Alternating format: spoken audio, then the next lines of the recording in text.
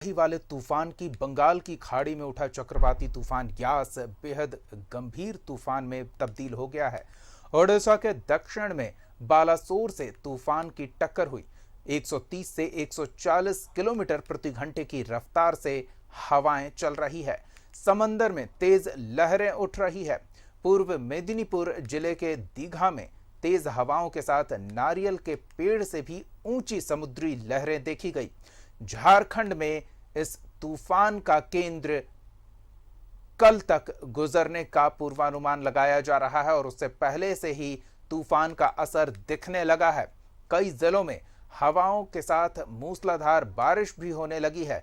राजधानी रांची में एनडीआरएफ की 2 टीम हाई अलर्ट पर है।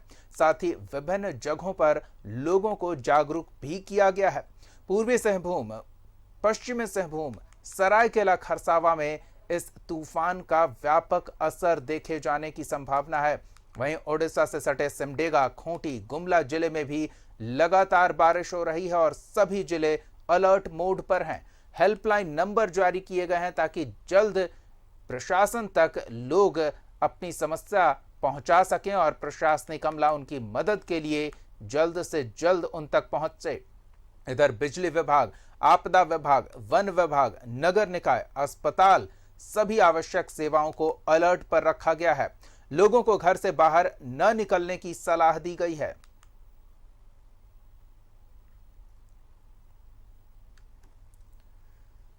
तो ताजा स्थिति के लिए एक बार फिर रुख करेंगे अपने सहयोगियों का। राजधानी रांची से हमारे सहयोगी शाहनवाज जुड़े हुए हैं, साथ ही जमशेदपुर से हमारे सहयोगी प्रभात जुड़े हुए हैं। राजधानी का रुख करते हैं और शाहनवाज से जानते हैं क्या ताजा स्थिति है और किस तरह के पूर्वानुमान जो लगाए गए थे उनका कितना प्रभाव देखने को मिल रहा है।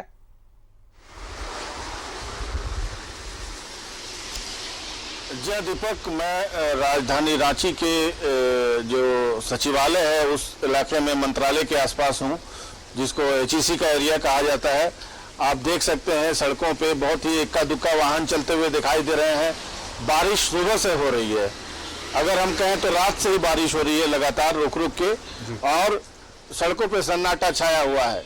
आवश्यक सेवाओं की जो गाड़ियां हैं, जैसे ट्री कटिंग करने वाली गाड़ियां होती हैं, बिजली को रिवाइव करने वाली गाड़ियां होती हैं, नगर निगम की गाड़ियां होती हैं, वो गाड़ियां भले ही सड़कों पे चलती हुई दिखाई दे रही हैं और लोग पल पल की जानकारी ले रहे हैं अपने मोबाइल से। खास करके बहुत ज़्यादा दूर नहीं है यहाँ से, बालासोर, दीघा, ये सब एडजॉइनिंग एरिया है झारखंड का, वहाँ से संपर्क हो रहा है और टेलीविजन में भी तस्वीरें आ रही हैं। वो बहुत भयानक है। खास करके अगर हम बात कर लें तो 2 बजे के बाद इसका इम्पैक्ट और गहराता चला जाएगा। जब दीघा तट के आसपास बालासोर एक जगह है, वहाँ पर इस तूफान के ज़मीन पर लैंडफॉल करने की संभावना है। उसके बाद उसका रौद्र रूप और दिखाई देगा। बहरहाल इसका जो इम्पैक्ट हो वो कम से कम हो झारखंड पर, यही प्रार्थना की जानी चाहिए, क्योंकि झारखंड में बहुत ऊंचाई वाले पेड़ हैं, आबादी में भी, शहरों के बाहर भी, जंगलों में भी। अगर वो पेड़ गिर जाते हैं, उखड़ जाते हैं, तो सबसे सीधा प्रभाव तो आवागमन पर पड़ेगा, सड़क मार्ग बाधित हो जाएगा। दूसरा, बिजली के तारों पे गिरता है तो उससे बिजली सेवा को बहुत बड़ा नुकसान होता है। हालांकि बिजली सेवा को तुरंत रिवाइव करने के लिए टास्क फोर्स बना हुआ है और एक बहुत अच्छा प्लान बनाया हुआ है रांची जोन के जीएम ने। और अभी खुद थोड़ी देर पहले हटिया ग्रिड में उसका इंस्पेक्शन चल रहा था, ब्रीफिंग चल रही थी, और किसी तरह से अगर रिवाइवल हो जाए जितना जल्दी, नुकसान तो रोका नहीं जा सकता है, लेकिन हाँ, बिजली सेवा को तुरंत कैसे रिस्टोर किया जाएगा और कैसे बाईपास लाइन से बिजली पहुंचाई जाएगी, ये सब के लिए पूरी तरह से तैयारी है। विशेष रूप से अस्पतालों के एरिया में जो ग्रिड पड़ते हैं, वहां पर अधीक्षण अभियंताओं को, जूनियर इंजीनियर्स को एकदम बिल्कुल सतर्क रखा गया है। कहीं भी कोई अगर बाधा उत्पन्न होती है तो घंटे भर के अंदर ही उसको किसी तरह रिस्टोर करना है, बिजली को रिवाइव करना है, क्योंकि अस्पतालों में सीरियस मरीज होते हैं जो वेंटिलेटर पर हैं, ऑक्सीजन सपोर्ट पर हैं, उन सबको तुरंत बिजली की ऑटोमेटिक व्यवस्था के तहत जनरेटर से भी लिंकेज है और तमाम अस्पतालों के जो अपने अपने जनरेटर्स हैं उन सबको भी तेल से भरपूर रखा गया है। 1 नहीं 2 दिन नहीं 3 दिनों तक की व्यवस्था कर ली गई है। जी बिल्कुल, तो ये आवश्यक भी है। जमशेदपुर का रुख करते हैं, हमारे सहयोगी प्रभात जुड़े हुए हैं। जमशेदपुर झारखंड के कुछ उन हिस्सों में से है जहां इस चक्रवाती तूफान का काफी ज्यादा प्रभाव देखने की आशंका जताई जा रही है। तो वहां फिलहाल क्या स्थिति है और किस तरह आगे की तैयारियों को लेकर हालात काबू में नजर आ रहे हैं, ये जानेंगे। प्रभात।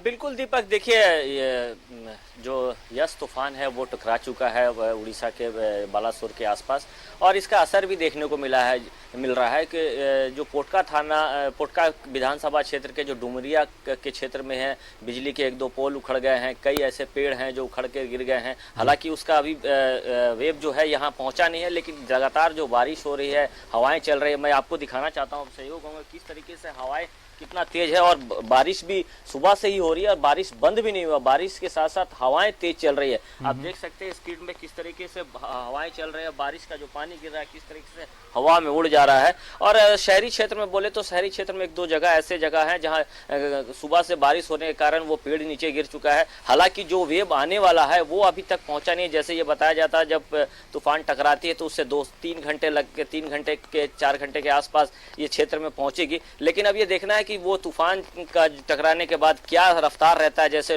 बताया जा रहा है कि अभी फिलहाल उसकी जो हवा की रफ्तार है वो थोड़ी जरूर कम हुई है, लेकिन जब तक ये पूर्वी सिंहभूम या फिर चाईबासा बोले या फिर खूंटी बोले या सिमडेगा, इन क्षेत्रों में सबसे ज्यादा असर होने की संभावना जताई जा रही थी मौसम विभाग के द्वारा। तो अब ये देखना है कि जब यह पहुंचेंगे, जैसे मौसम विभाग ये भी बता रहा, हो सकता है कि देर रात या कल सुबह तक यहाँ पहुंचेगी, लेकिन प्रशासन पूरी तरह अलर्ट मूड में है। देखिए लगातार प्रशासन जो है व्हाट्सएप ग्रुप, सोशल मीडिया से लोगों से संपर्क साधे हुए, चाहे वो ग्रामीण क्षेत्र की बात करें या शहरी क्षेत्र की बात करें। ग्रामीण क्षेत्र में चाहे चकुलिया हो या फिर बहरागोड़ा हो या पोटका हो या घाटशिला हो या पटामदा, इन क्षेत्रों में जहां शेल्टर हाउस बनाए गए हैं वहां उपायुक्त मॉनिटरिंग कर रहे हैं। जो पदाधिकारियों को वहां पर नियुक्त किया गया, उन पदाधिकारियों से लगातार मॉनिटरिंग कर रहे हैं कि क्या जब जो शेल्टरों में जो लोग पहुंचे हैं उनको प्रॉपर जो चीज़ें ज़रूरत की है या खाने की बात करें या अन्य चीज़ों की वो प्राप्त हो रहा है कि नहीं। तो ये सारी कवायद उपायुक्त जो है मॉनिटरिंग कर रहे हैं। लेकिन जिस तरीके से ये कयास लगाया जा रहा था कि जो पूर्वी सिंहभूम रेड जोन में है, सरायकेला रेड जोन में है, चाईबासा रेड जोन में है, कोल्हान के कुछ और अन्य जिले जो रेड जोन में है, वो देर शाम तक जब ये हवाएं जब पहुंची गई यहाँ पर, तब निश्चित है कि बहुत सारी चीज़ों को सामने आएगी कि किस तरीके से कितनी तबाही हुई, कितनी पेड़ गिरे या फिर गिरे, जो घरों को कितना नुकसान पहुंचा। हालांकि प्रशासन ने पूरी मुकम्मल तैयारी कर ली। पहले ही बताया कि निचले इलाके के लोगों को शिफ्ट कर लिया गया है। चाहे बिजली विभाग को अलर्ट मोड में रखा गया है कि अगर बिजली के पोल, जैसे मैंने बताया कि डुमरिया में बिजली के पोल गिर जाने के वहाँ से पावर कट के बिजली के पोल को खड़ा करने का प्रयास किया जा रहा है, वहां शिफ्ट करने का प्रयास किया जा रहा है ताकि किसी तरह का कोई खतरा ना हो सके। चकुलिया में शेल्टर होम में लोगों को शिफ्ट कर दिया गया है। माइक के माध्यम से अभी भी चकुलिया और घाटशिला के क्षेत्रों में लोगों को आगाह किया जा रहा है कि आप घरों से ना निकले। अगर आपकी मिट्टी के घर है तो आप मिट्टी के घर से बाहर निकलकर जो सामुदायिक भवन है वहां चले, वहां लोगों को ले जाया भी जा रहा है। तो प्रशासन अपनी तरफ से पूरी मुस्तैद है, क्योंकि पूर्वी सिंहभूम और सरायकेला में रेड जोन घोषित किया था और 2 दिन से लगातार जो जमशेदपुर के उपायुक्त है मॉनिटरिंग कर रहे हैं, चाहे वो एमएनएससी हो, जेएनएससी हो, जुगसलाई नगर पालिका हो, जो विधायक लोग भी अपने स्तर में नज़र बनाए हुए हैं कि अगर किस तरीके से क्या अगर किसी को कोई ज़रूरत पड़ती है। हालांकि हवाएं और पानी चल रहे हैं तो कुछ जगहों पर, कुछ क्षेत्र में, जमशेदपुर के क्षेत्रों में बिजली कट तो जरूर हुई है, लेकिन उसको दुरुस्त करने का भी प्रयास किया जा रहा है ताकि जो लोग घर में बैठे हैं तो कम से कम बिजली रहे तो उनको थोड़ी सहूलियत होगी। क्योंकि बिजली कट जाने के बाद अगर लंबे समय तक लोग घर पर रहते हैं तो निश्चित है थोड़ा अनईजी फील करते हैं। तो ये सारी कवायद की जा रही है और ये तो आने वाले समय ही बताएगा कि इस हवाओं का क्या बिल्कुल। तो हमारी नजर लगातार बनी रहेगी, हर स्थिति से हर अपडेट हम आप तक पहुंचाते रहेंगे और हमारे सहयोगी अलग अलग जगहों की स्थिति और ताज़ा तस्वीरें भी आप तक पहुंचाते रहेंगे। फिलहाल इन तमाम ताज़ा तस्वीरों और जानकारियों के लिए बहुत बहुत धन्यवाद शाहनवाज और